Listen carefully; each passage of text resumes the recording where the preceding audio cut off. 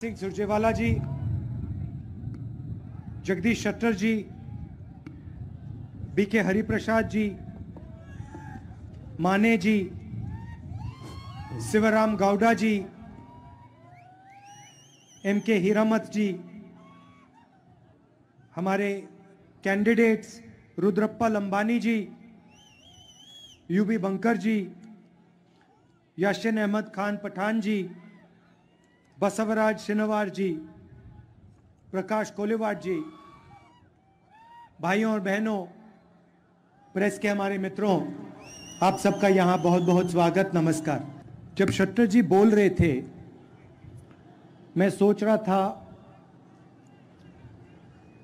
इतने सीनियर नेता को बीजेपी ने टिकट क्यों नहीं दिया। उन्होंने कहा कि उनकी एज तो नहीं है।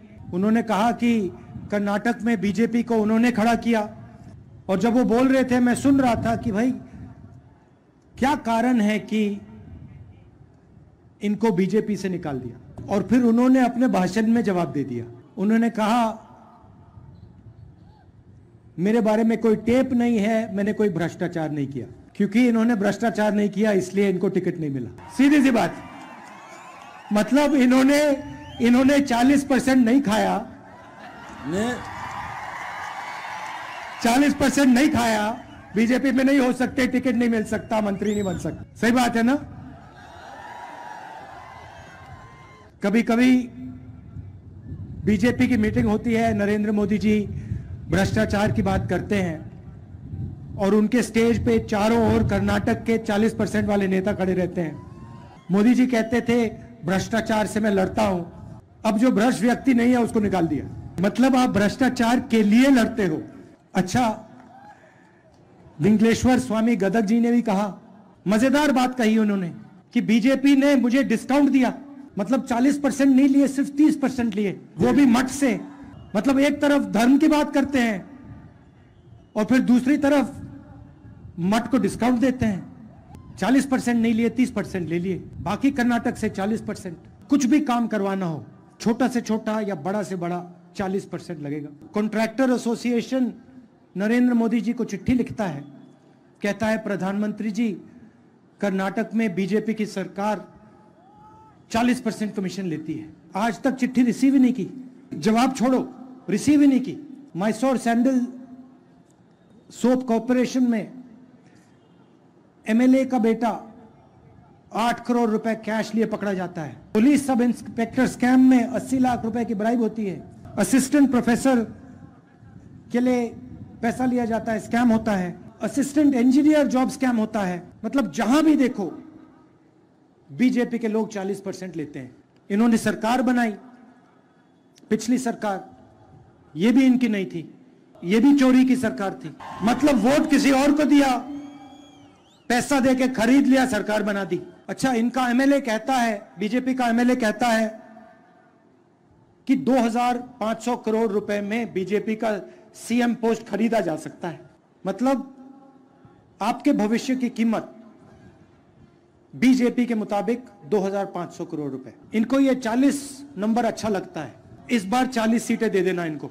और बात करेंगे बसवा जी की, उनकी मूर्ति के सामने जाके हाथ जोड़ेंगे और पूरे देश में नफरत फैलाएंगे।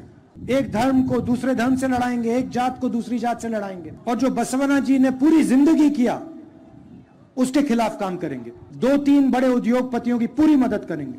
और किसान, मजदूर, छोटे दुकानदार चिल्लाते रहें, रोते रहें, इनको कोई फर्क नहीं पड़ता। इन्होंने आपसे 40% पैसा लिया।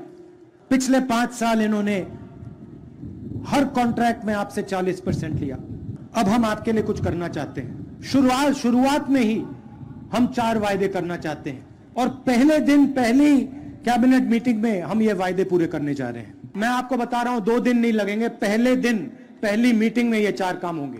5 साल आपसे 40% चोरी हुई, इसीलिए पहले दिन ये 4 वायदे पूरे होंगे।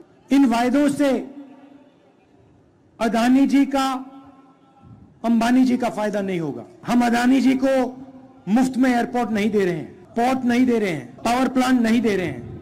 हम कर्नाटक के गरीब कमजोर लोगों से 4 वायदे कर रहे हैं। पहला वायदा गृह लक्ष्मी 2000 रुपए हर महीने हर महिला को।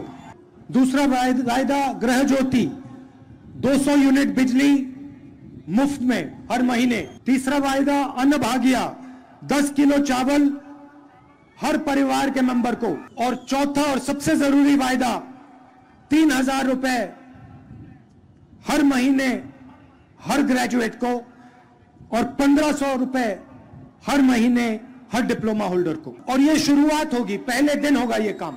उन्होंने 40% लिया, हम ये 4 वायदे आपको देंगे। एक और बात, प्रधानमंत्री जी ने ओबीसी की बात की, तो ओबीसी की बात करते हैं। अगर हमें देश में सबको भागीदारी देनी है, सबको शामिल करना है, तो हमें पता लगाना पड़ेगा किसकी आबादी कितनी है। जैसे कभी आपके पैर में चोट लगे तो आप डॉक्टर के पास जाते हो और एक्सरे कराते हो।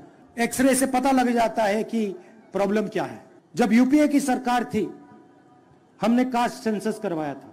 सेंसस में हर जात के बारे में सवाल पूछा गया था। सेंसस के डेटा में है किसकी कितनी आबादी है, ओबीसी कितने हैं, दलित कितने हैं, आदिवासी कितने हैं, जनरल कितने हैं, माइनॉरिटी कितने हैं। उस एक्सरे को प्रधानमंत्री पब्लिक क्यों नहीं करते?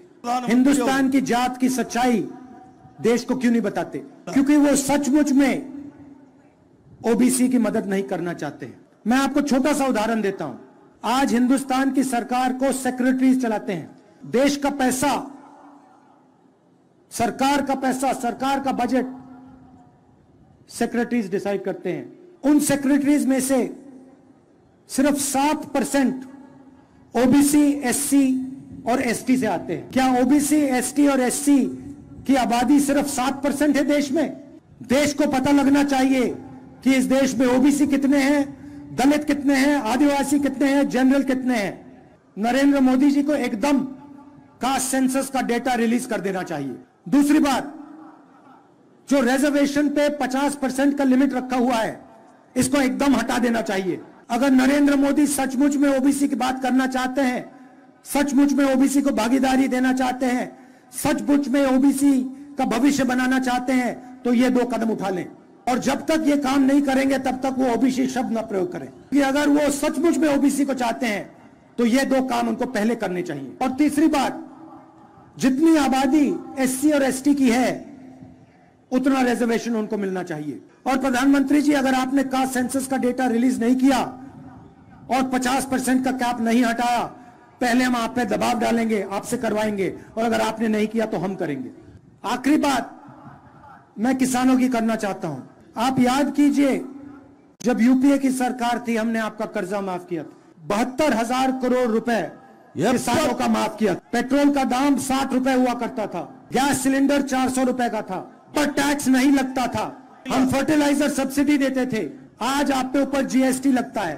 100 रुपए का पेट्रोल हो गया, 1000 रुपए का सिलेंडर हो गया, और पूरा का पूरा फायदा 2-3 उद्योगपतियों को जाता है। शुगर केन के किसानों को सही दाम नहीं मिलता।